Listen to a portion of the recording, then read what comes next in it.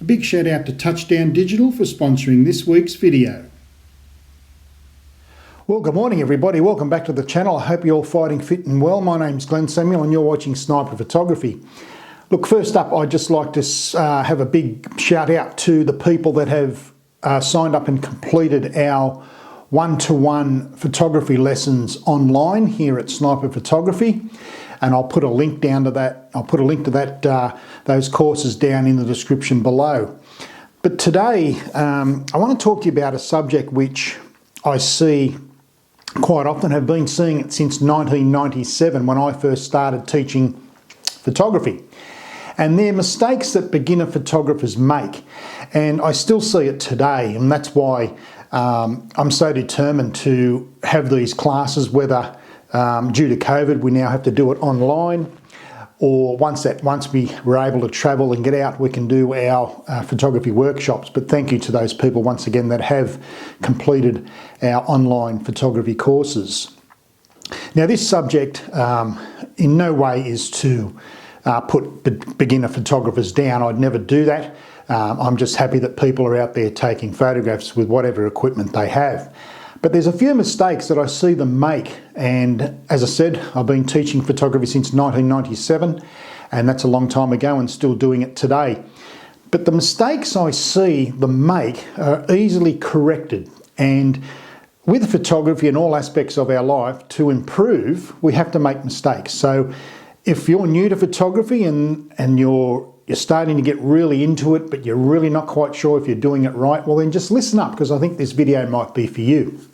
Now, the very first thing I see them do is they stay on the auto mode on their camera. Now, camera manufacturers aren't silly. They put that there so anybody can use their particular brand of camera or model that they make. But keeping yourself on auto is like putting substandard fuel in the Porsche and driving it. You're not getting the benefit out of the machine, and it's the same with our cameras. I think they fall into a sense of security, which is fine. Once again, this is fine, but one of the first things that I suggest for beginner photographers to get away from that auto mode is to grab a notepad and pen.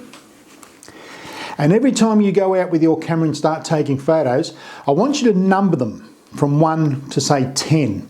And next to those photos, put the settings that you used to take that image. Now, that's only to use as a guide. But once you switch over to the other programs such as shutter priority, aperture priority, or even manual, you can go back and look at these auto settings and see where you need to be. Now, a bit of paper and notepad and pen, this works. This seriously does. It's a cheap way of learning. So grab yourself a notepad and pen and get out there and start taking photos, number the images, and just next door to them, put the settings you used in auto, and then when you're confident to switch over to, say, aperture priority, you can compare them and have a look where you need to be. So that's the first one I see them make, but how to rectify it. The second one is composition. Excuse me. Now, composition in photography is, besides light and then creating emotion, is so important. Now, I often see people in a rush when they come to our workshops. They've just got to take a photo. They don't look at the actual subject and look around them, look around the subject.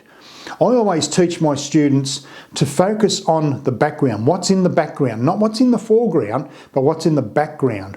And you often see trees or lampposts or monuments coming out the back of people's heads or left or right shoulders. That's because they haven't looked at their composition. So I always suggest, look what's behind your subject. Look what's behind there before you actually compose and take the image. So really look at your surroundings and around your subject. Doesn't matter what you're photographing, around your subject. Look, see what's in the background and before you actually take that shot. Now, editing is another thing that I see. Beginner photographers seem to think that, well, if I take sort of like a mediocre image, I think if I learn editing on a computer, I can fix that problem or fix the image and make it look something pretty good. No, not really. That is not the best way to go. I suggest if you're a beginner photographer, learn photography. And the next subject is pretty controversial, but I'll get to that in a moment. But learn photography before you even start the editing road. That's another different segment of photography. Yes, it's important. We all now have the ability to edit our images. Cameras now shoot in RAW, and we're able to take thousands of photographs, put them in a computer, pick the best ones, edit them, and there you go, you're complete. Now, beginner photographers, I don't want you to automatically think, I need to learn editing to be a good photographer. You don't. The way to learn photography is to actually go out and do it with your camera and make mistakes and learn what composition is, learn what the light does before you even think about learning an editing program on your computer. Excuse me. The next one is gear. A lot of beginner photographers seem to think you need to go out and spend thousands and thousands of dollars to become a good photographer. That's just normal thinking. That's how most beginner photographers think. What I suggest is that you buy what you can afford, whether that's a crop sensor body or a second-hand full frame camera body or a mirrorless camera, it doesn't matter. But set yourself a budget, because in 12 months' time you might like photography and you've got 4 or 5 grand sitting in the cupboard, so that's not the best way to go. I believe you should set yourself a budget of, say, $1,400, $1,500. Buy a good camera for that, preferably a digital SLR or a mirrorless camera if you can afford that, and then learn with that. And that extra money out of your budget, I'd like to see you put into photography education, and that leads me to this next chapter. And we're going to talk about YouTube. Now, a lot of beginners have said to me, oh look, I've watched hundreds and hundreds of YouTube videos and I've learned a little bit, but I'm still a bit confused. That's the problem with YouTube. Now, I'm going to say this and you might think, well, I've lost my mind up here in the mountains, I've gone mad. No, I haven't lost my mind and I haven't gone mad, but don't watch YouTube. Seriously, if you're a beginner photographer, don't flog yourself to death by watching hundreds and hundreds of videos on YouTube. Now, you might think I should be talking the other way around. I should be encouraging people to watch YouTube. No, not necessarily, because on YouTube, which is fantastic, don't get me wrong, there's some really good photographers on YouTube, really, really good. But there's also a lot of rubbish out there where you've got Tom's channel over here saying that this is the best lens for this. Then you've got Mike's channel over here saying that this is the best lens for this. And in the middle somewhere you've got Tom's channel saying that, no, this is all right, wrong, this is what you've got to do. So basically for the beginner photographer, watching a lot of YouTube videos confuses them. And I only know this through experience from what people have told me over the years, or since YouTube first started.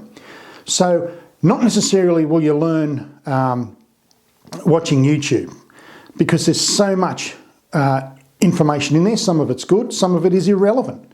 You know, so I'd rather see you go out and get a proper photography education. Now, if you wanted to learn to drive, you wouldn't watch a YouTube channel to learn to drive. If you wanted to fly a Cessna plane, you wouldn't watch a YouTube channel on how to fly a Cessna plane. Now, you'd go to a flight school and employ a flight instructor to learn. Same with driving. You go to a driving instructor, a professional driving instructor, to learn how to drive. And it's the same with photography. Put your money into proper education. That way you'll be shown properly how to do it. Then you can go back to YouTube and have a look and compare what you do compared to what other people are doing. As I said, I'm not saying that YouTube's no good. YouTube is a fantastic platform for lots of things, but there's also a lot of rubbish out there pertaining to our beautiful pastime we call photography. And I think a lot of amateur photographers, especially new beginner photographers, fall into the trap of thinking, well, I need to have this modern day camera to take this spectacular image. That is just false. Seriously, that is false. And I know this sounds harsh and a bit arrogant, but I'm only talking through experience of what people have said to me in the past and still saying it to me today. Oh, I've watched hundreds and hundreds of YouTube videos, but I still don't get it right. As I said, put your money into a proper photography education. That way you're going out with a professional, you're learning the skills of photography. There's plenty of people out there that can take beautiful images, don't get me wrong, but do they know how to teach photography? Do they really know how to teach it? So my words to a beginner photographer: don't rely on YouTube, and don't bog yourself down by watching hundreds and hundreds of YouTube videos when you could be out learning the craft properly. And if you spend a bit of money with a photography school or a class or a professional photography teacher, your photography will escalate much, much quicker than you would if you sat down in front of your computer watching a YouTube video on all different types of subjects in photography. And that's where the confusion comes into it for a lot of beginner photographers. So there's that. But basically, in the end, really, photography is all about having fun. Now, whether you want to go on and progress and to earn an income from photography, or you just like going out with your camera, creating and taking nice images, well, that's great as well. But remember one thing: you don't need high-end expensive equipment to take really nice photographs.